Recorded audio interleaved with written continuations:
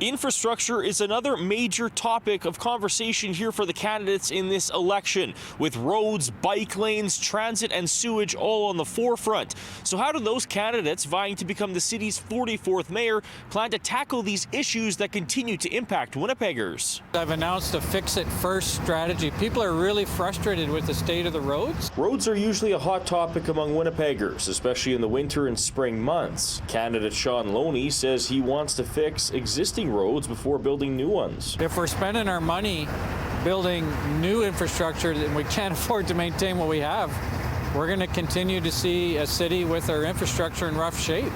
And you just can't spend your way out of it. Loney has pledged to revive plans to move the Canadian Pacific Railway's yards out of the city. As for parking, Loney says he wants to get rid of the minimum parking requirement laid out in the city's zoning rules, which forces residential and commercial properties to have a specific number of parking spots. Candidate Rick Schoen has similar ideas. Not only do they pose a barrier to getting businesses open, but they also pose a barrier to new development, and they actually cause spread in our city. Schoen has promised to double the city's active transportation system and wants to increase annual spending on bike lanes, sidewalks, and pedestrian trails.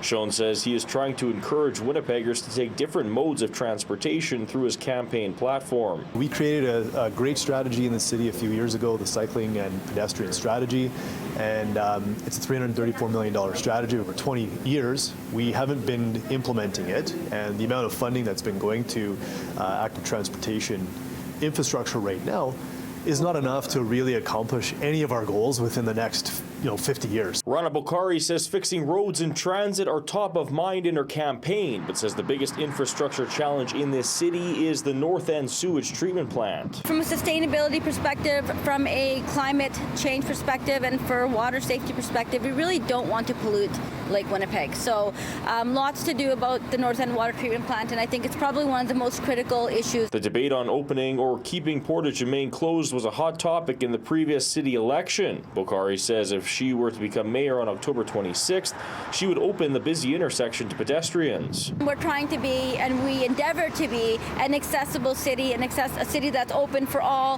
that we don't have, either invisible or visible barriers preventing us from moving around the city. As for other candidates, Scott Gillingham says he would have the city spend more on road repairs annually, and Glenn Murray has pledged to electrify Winnipeg's transit fleet. In Winnipeg, Alex Karpa, City News.